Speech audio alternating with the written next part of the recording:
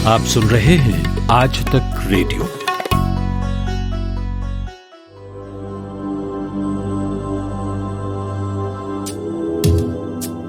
क्षेत्रफल 2.1 वर्ग किलोमीटर, जनसंख्या तकरीबन 15 लाख।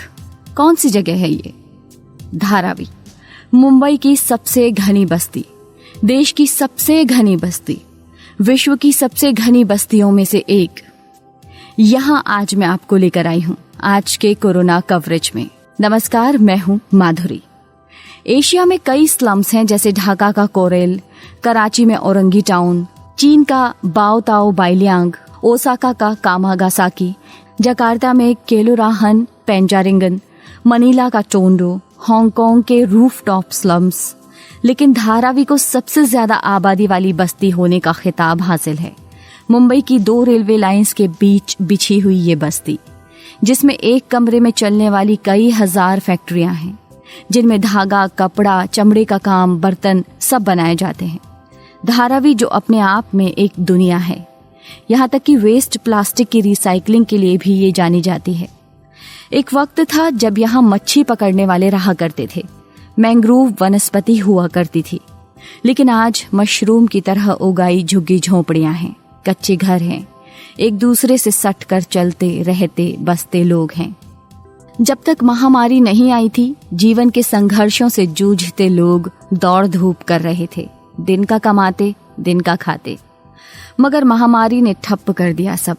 पहले लॉकडाउन लगा और फिर कोरोना संक्रमण का फैलना। सोशल डिस्टेंसिंग कर पाना अपने आप में एक बहुत बड़ा दुष्कर कार्य था। फिर जिनको खाने को कुछ नहीं, वो सैनिटाइजर कहाँ से लाएं, मास्क कहाँ से लाएं। पर तब भी धारावी ने संक्रमण को काबू में किया। इसमें न सिर्फ प्रशासन का सहयोग रहा, मगर कुछ लोगों ने भी बहुत साथ दिया, बीड़ा उठाया। ऐसे थे कुछ मौलवी, जिन्होंने घर घर जाकर लोगों को समझाया कि मास्क पहनना है। और इसका बेसिक आइडिया था भामला फाउंडेशन एनजीओ का। आज के कोरोना कवरेज में हमने धारावी की इस उपलब्धि को सुनवाने की सोची है और भामला फाउंडेशन के फाउंडर आसिफ भामला से मैंने बात की और पूछा कि ये कैसे मुमकिन हुआ आखिर धारावी जैसी घनी आबादी को भारी संक्रमण से बचाए रखना, जबकि कयास ये थे कि संक्रमण फैला तो बचा पाना मुश्किल होगा इस बस्ती को। जी आसिफ जी। अच्छा, ये पेंडेमिक जब लॉकडाउन शुरू हुआ तो वी वर वहाँ के जो स्थानिक हमारे जो वॉलंटियर्स और जो हमारे इको चैंप्स जो वहाँ पर है उस जिले में, उन्होंने बताया कि भाई यहाँ परिस्थिति बहुत खराब है। एज इन वहाँ पर खाने की मतलब अनाज मुहैया कराने की तकलीफ वगैरह, और लोग मतलब ऐसे अमूमन ऐसे घूम रहे जैसे कि कुछ मतलब there is no social distancing. और क्योंकि माइग्रेंट लेबर्स वहाँ पर एक बड़ी तादाद में रहते थे, क्योंकि वहाँ पर वो जो जरी का काम करने वाला, जो मेसन, जो कड़िए वगैरह जो है वगैरह जो है, डेली वर्कर्स लेबर्स जो है, तो ऑफ कोर्स माइग्रेंट लेबर्स का ट्रांसपोर्टेशन बहुत बाद में शुरू हुआ। हम और आप भी जानते हैं इस बात को। तो तब तक के ये तमाम जरूरत की चीजें मुहैया कराना जरूरी है। और अक़लियत के जो लोगों को जो है अमूमन जो है बहुत थोड़ा सा, बिकॉज वहाँ पर पढ़े लिखे तबका बड़ा कम था उधर, तो उनको समझाना एक बहुत बड़ा चैलेंज था। तो हमने फिर ये सोचा कि भाई उनसे हमारे कुछ वॉलंटियर्स जाएं, तो जो बुजुर्ग लोग हैं वो उन्हें उस बात को इकरार ही नहीं करते थे कि भाई कोरोना नाम की कोई चीज है, या मास्क पहनना चाहिए, या सैनिटाइजर इस्तेमाल करना चाहिए। तो हमारी जो टीम है अराउंड 80-90 वॉलंटियर्स की, जो वहाँ डे फर्स्ट वीक से तैनात थी, उन्होंने डिस्कस किया and then we had a Zoom call and हमने जानकारी ली थी। वैसे ही मौलवी लोगों और वहाँ क्योंकि बड़ा मजहबी किस्म का सोच भी है वहाँ लोगों की, तो हमने कहा क्यों नहीं कि आप कहेंगे या हम कहेंगे या अमूमन कोई लोग कहें तो शायद उस बात नहीं माने, लेकिन वो मौलवी जिसके पीछे जो नमाज पढ़ते हैं हमारे जो अक़लियत के भाई, शायद उनकी बात मान ले और उनकी बात का असर ज़्यादा हो, वो ज़्यादा असरदार रहे। तो हमने कुछ उलमाओं को वहाँ पर बात की और फिर उनमें से हमने उनसे बात करते करते हमने कुछ 10 लोगों से बात की कि ये मसला है, तो अब इसको दीनी इस्बाब से, इस्लामिक हुकूक से कि ये पालन नहीं करना और इस चीज को अमल बजावनी नहीं करने में आपका तो नुकसान है, आपके पड़ोसियों को भी की जिंदगी को भी आप खतरे में डाल रहे हो और आपके देश को आप तकलीफ में डाल रहे हो। और हमें अपने वतन, सबको अपने वतन से मोहब्बत है, और ये इस्लाम ने भी हमारे कुरान में भी ये हुकूक लिखा है कि भाई हम सबको अपने वतन से प्यार करो। अपने वतन की जानिब से और मजहबी हिसाब से वो बात बताए जाने पर काफी लोग कन्विंस होने लगे। तो फिर इस टीम को हमने बढ़ा दिया जिसमें मौलवीज हो, तो हमारे 2 वॉलंटियर्स और दो मौलवीज जाते थे। 2 शिफ्ट में ये लोग जाकर जो चौल्स है वहाँ की कुट्टीबाड़ी, ये वो सब जो कुंभार एरिया जो है, वो तमाम इलाकों में हमारे जो, क्योंकि वहाँ चौल्स थे ऊपर नीचे जहाँ पर घर में लोग रहते, तो उन्हें जाके समझाना कि देखिए आप लोग मास्क, और साथ में मास्क भी भेजा करते थे उन्हें कि भाई ये मास्क से रखिए, आपके घर में 2 जन है तो ये लीजिए 2 मास्क रखिए, सैनिटाइजर की छोटी बोतल। तो उससे माहौल शुरुआत में ही बहुत पॉजिटिव हो गया, और उसका परिणाम ये हुआ कि ये फैलने से इनिशियल स्टेज ही थोड़ा सा रुक गया, वरना तो हम देखते थे कि भाई 1000 पॉजिटिव केसेस पता चल रहे थे। That was the hot spot of the city apparently. And then अभी हमें खुशी है कि चलिए एक बड़े वहाँ पर हमने, हालांकि हमारा एक साथी जो वहाँ पर रात दिन काम कर रहा था, वो हमने उसे खो दिया जरूर, जी। और हमारे 3 लोग जो हमारे वॉलंटियर्स थे जो वहाँ पर जो स्टॉक वगैरह डिलीवर करते थे, जो गाड़ी जो ड्राइव करता था हमारा जो उनको पॉजिटिव 3 लोग को हुआ, बट फिर वो ठीक हो गए। हमने ऑक्सीमीटर्स हम प्रोवाइड किया करते थे वहाँ पर, हमें किसी कंपनी राविन ने हमें कुछ 100 ऑक्सीमीटर्स दिए, तो जहाँ हमें लगता था कि टेम्परेचर थोड़े ऊपर नीचे हो रहे, तो हम जो खास तौर पे 60+ के लोग हैं उन्हें हम क्वारंटाइन सेंटर्स पे हमारी फाउंडेशन की गाड़ी से उन्हें जो है वहाँ भेजते थे। लेकिन उन्हें इस रमजान के महीने में भी क्वारंटाइन सेंटर्स में भेजना कितना बड़ा चैलेंज था, ये तो आप समझ ही सकते हैं। लेकिन ये काम जो हमारे लिए मुश्किल था, ये अक़लियत के रहनुमा मैं कहूँ या कौम के हमारे जो मौलवी लोग हैं, इन्होंने इसको हकीकत में तब्दील करने में बहुत बड़ा किरदार अदा किया। और इस चैलेंज को जो है हमारे जो अमूमन लोग कई बातें करते, लेकिन ये अच्छी बातें, जो अच्छा काम जो इन्होंने मजहब के इदारे में किया उन्होंने, और उस हल्के के इसमें किया, उससे बड़ा फायदा हुआ ऐसा मेरा जी। और क्या मुस्लिम लोगों को ही इन्होंने समझाया या और भी लोग शामिल थे जो दूसरी कम्युनिटीज के हैं? उसमें तो ऐसा हुआ कि फिर बाद में क्योंकि ये मौका ऐसा था कि जहाँ मिक्स, कुछ इलाके are specific Muslim oriented pockets, कोई पॉकेट्स ऐसे हैं जहाँ पर आपके, अगर आप देखें तो उधर दोनों उधर एक साउथ इंडियंस का भी एक बड़ा पॉकेट है उधर एक, जहाँ पर वो भी एक बड़ी तादाद में।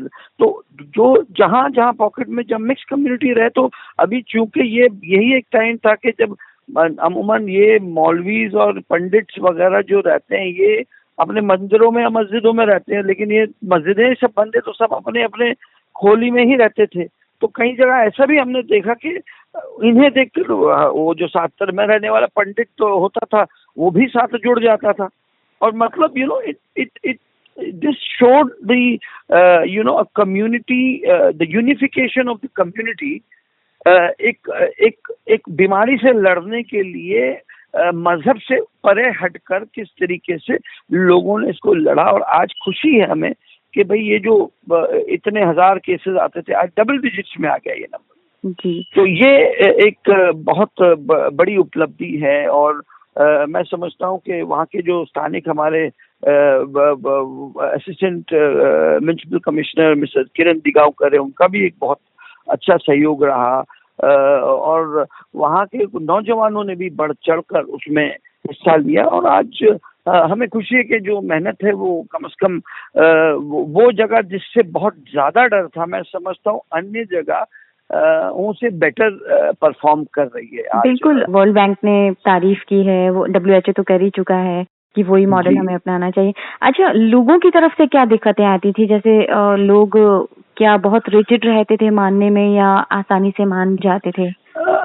यकीनन, क्योंकि जो पढ़ा लिखा तबका है, जो थोड़ा सा वो फंडामेंटलिस्ट, थोड़ी सी कहीं के जहाँ मेंटालिटी रही थी, तो वो इस बात पे, क्योंकि तब जो है डेथ रेट इतना नहीं था शुरुआत में ना, क्योंकि लोग इन्फेक्ट हो रहे थे जी। फिर बाद में जैसे जैसे ये होने लगा तो कुछ कुछ वीडियोस हमने जो चैनल्स पे वगैरह आते थे, तो हमने रिकॉर्ड करके कुछ कुछ लोगों को ऐसे छोटा छोटा सा वीडियो भी देते थे, जो वो उनको दिखाते थे कि देखिए ये ये इसको नहीं करने से और इस बात पे भरोसा नहीं करने से ऐसे कितने सारे लोग हैं जिनकी जानें चली गई वगैरह।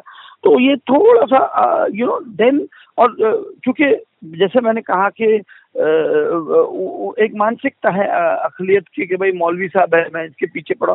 अच्छा, उसी बस्ती के मौलवी को वहां भेजा जाता था, उसकी बस्ती को ही संभालने की जिम्मेदारी उसको दी जाती थी। हमारे 2 वॉलंटियर्स के साथ ये तमाम सामान जो है, कहीं खाने का सामान जैसे गेहूं, चावल, अन्य जो है वो मुहैया कराना। फिर बाद में आपने देखा होगा कि ये जो माइग्रेंट लेबर्स है उसका एक बहुत बड़ा इश्यू आ गया, क्योंकि एक घर है जिसमें 100 फुट नीचे 100 फुट ऊपर उसमें 20 लोग रहते हैं वहां पर। जो ये पूरे सबर्ब्स का जो वॉचमैन है, ये लोग हैं, तो ये 20 लोग कभी सुबह की एक दिन में ड्यूटी करते थे, एक रात में। अभी चूंकि सब कुछ बंद था तो at a given point of time सारे ही वहां रहते, तो कोई सोशल डिस्टेंसिंग ही नहीं होता था। बहुत सारे, क्योंकि कम्युनिटी टॉयलेट्स वहां पर एक टॉयलेट है जिसमें आप सोचिए कि मतलब अमूमन तो सारे लोग काम पे चले जाए तो फिर इतना लोड नहीं रहता था। तो there was very much of a pressure on that. फिर हमने महानगर पालिका से आग्रह करके कुछ हमारे प्राइवेट क्लीनर्स भी हमने वहां पर लगवाए, जो दिन में कम से कम 2 बार जाके क्लीनिंग करे, बिकॉज इट इज किसी उधर स्लम्स में तो कम्युनिटी टॉयलेट्स ही है वहां पर, तो वो सैनिटाइजेशन उन सब जगहों का करना बेहद जरूरी था, वरना this would spread more and इससे भी काफी हद तक हमें बहुत अच्छा फायदा हुआ। और आइए अब उनसे बात करते हैं जिन्होंने ग्राउंड पर रहकर काम किया, लोगों को जोड़ा, मौलवियों को जोड़ा अपने इस प्रोजेक्ट से। इनका नाम है महराज हुसैन। महराज, आप ग्राउंड पर रहते हैं, आप देखते हैं कि वहाँ के लोग कैसे रिएक्ट कर रहे हैं किसी चीज को लेकर, तो थोड़ा सा ये बताइए कि लोगों का रिएक्शन कैसा रहता है जब आप उन्हें समझाते हैं, समझाने जाती है आपकी टीम? देखिए, हमने जब शुरुआत की थी तो लोगों का रिएक्शन काफी नेगेटिव था कोविड को लेकर के। मतलब उनके अंदर मास्क पहनने की इतनी अवेयरनेस नहीं थी, और सोशल डिस्टेंसिंग तो धारावी में पॉसिबल ही नहीं था। एक छोटे से घर में अराउंड 10 लोग रहते थे और सब अगल बगल एक दूसरे से घर एकदम चिपक के थे। पर जरूरी था कि लोगों को बताना कि ताकि महामारी ज्यादा फैले नहीं, तो हम लोगों ने हमारे वॉलंटियर्स के ग्रुप बनाए, और क्योंकि ज्यादा ये माइनॉरिटी तबका का इलाका था, तो हम लोगों ने वहाँ पे अपने जितने भी मौलवाना मौलवी थे उनके साथ हमने मीटिंग की, उनको हमने थोड़ा काउंसिल किया। हमने पहले उनको बताया कि इस बीमारी से क्या क्या प्रॉब्लम आगे हो सकती है अगर ध्यान ना रखा जाए तो उन लोगों ने हम लोगों के साथ हामी भरी, और हमने उनको कुछ वीडियोस दिखाए कि कैसे महामारी फैली है। और सबसे बड़ा असर पड़ा कि जैसे हमारे रिलीजियस जगह है मक्का मदीना, वहाँ पर भी नमाजें बंद थी, लोगों का आना जाना बंद था। वो सारी बातें हमने लोगों को समझाई, और वहाँ से हमने एक कैंपेन शुरू किया जहाँ हम घर घर जा करके मौलवियों के साथ में लोगों को एहतियात बरतने के लिए कहा गया, जिसमें मास्क पहनना जरूरी था, सोशल डिस्टेंसिंग प्रॉब्लम था, कम्युनिटी टॉयलेट्स में लोग जाते थे तो उसकी क्लीनलीनेस की एक बात थी, वो भी हमने उसका भी काफी ध्यान रखा। प्लस सैनिटरी हाइजीन औरतों के लिए बहुत जरूरी था। वो सारी चीजों को ध्यान में रखते हुए हमने मौलाना मौलवी और ये जितने भी मदरसे में जितने मौलाना जो अरबी वगैरह पढ़ाते हैं उन सबको साथ में लेकर के एक हमने 250 लोगों की टीम बनाई, और एक महीने का हमारा कैंपेन था जो जिसका असर हम लोगों को बहुत मिला देखने के लिए, कि अगर एक फैमिली है जिसमें हस्बैंड वाइफ और 4-5 बच्चे हैं, वो बाहर भी जा रहे हैं अगर बाजार के लिए, तो उन्होंने मास्क पहन के जाना उन्होंने शुरू किया, अपने हाथों को सैनिटाइज करना शुरू किया, साबुन से हाथ धोना शुरू किया उन लोगों ने। फिर साथ ही साथ 4-5 त्यौहार बैक टू बैक आने लगे, तो उस त्योहारों में काफ़ी सावधानी बरतनी थी। तो उसके लिए भी खास तौर पे हम लोगों ने मस्जिदों से ऐलान करवाया कि ठीक है, इस बार हम त्योहार नहीं मनाएंगे क्योंकि ये महामारी फैली हुई है, हम अपने घर पे ही रहेंगे और ज़्यादा से ज़्यादा अपने आपको सुरक्षित रखेंगे और अपने घर वालों को, अपने बच्चों को बचाएंगे इस महामारी से। तो ये सारा मुहिम हमारे फाउंडेशन के द्वारा साथ साथ में बीएमसी, स्टेट गवर्नमेंट के लोग भी थे, हमारी एक डॉक्टर की टीम थी, प्लस जो क्वारंटीन सेंटर्स थे जहाँ पर लोग को क्वारंटीन किया गया था, वहाँ पर आपको पता है जो सरकार खाना भेज रही थी उनसे वो लोग नाखुश थे। थोड़ा हमने अपनी तरफ से अच्छा उम्दा खाना भेजना शुरू किया। अफ्तारी में हम लोगों ने फल, फ्रूट और जो वो चीज़ें होती है वो सब हमने भेजना शुरू किया। उससे काफ़ी लोगों के अंदर एक अच्छी जागरूकता हुई और बहुत हेल्प हुआ धारावी में केसेस को कम करने में। जी, और अभी लोग पहन के घूमते हैं मास्क और वो सारा फॉलो कर रहे हैं। बिल्कुल, ये असल में अब लोगों के दिल में बात ये बस चुकी है कि मास्क पहनना बहुत जरूरी है, क्योंकि आपको पता नहीं कि किसको कोरोना है, किसको नहीं है, आप किससे मिल रहे हो, किससे बात कर रहे हो। तो एटलीस्ट 50 से 70% लोग पहनते हैं और उस चीज़ को फॉलो करते हैं।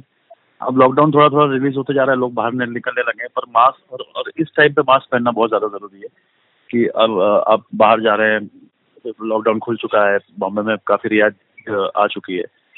तो हाँ, अभी भी लोग पहन रहे हैं, मान रहे हैं उसको और हम इसका ख्याल भी रख रहे हैं। ये नहीं कि हमारा काम बंद हो चुका है। हम लोगों ने इनफैक्ट कल तक हमारी एक टीम लेबर कैंप जैसे एक छोटा सा इलाका है धारावी का, वहाँ पर जा करके कुछ लोग जो नहीं मास्क पहने थे उनको हमने मास्क तक बांटा कि अगर आपके पास नहीं है तो आप मास्क लीजिए। लेकिन जागरूकता का काम हम लोग करते आ रहे हैं।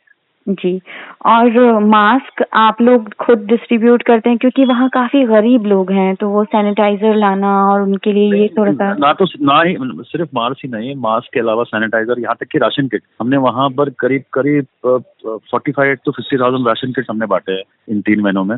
तो जो लेबर क्लास था वो बहुत परेशान हो गया था जब ये लॉकडाउन शुरू हुआ था। डेली वेजेस के जो लेबर थे, वहाँ पर छोटी छोटी बहुत सारी इंडस्ट्रीज है, सिलाई के कारखाने हैं, छोटे छोटे जो लोग बहुत जिनको मतलब जो दिन में कमाते थे शाम को खाते थे।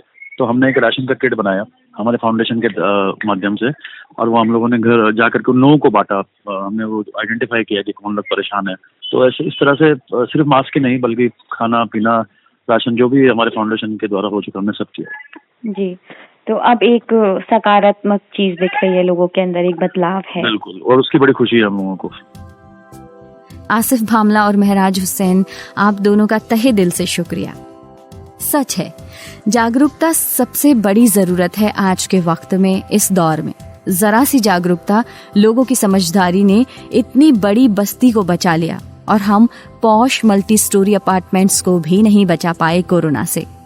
लेकिन जरूरत यह है कि ये सब जारी रहे, जितने लोग बचे रहें अच्छा है। मैं तो यही कहूंगी जो किसी महात्मा ने कहा था, no one saves us but ourselves. हमें कोई नहीं बचा सकता हमारे सिवाय, ना कोई करेगा और ना कोई कर सकता है। हमें खुद रास्ते पर चलना होगा। ख्याल रखिए, मास्क पहनना है, हाथ धोना है। Bye bye, stay safe.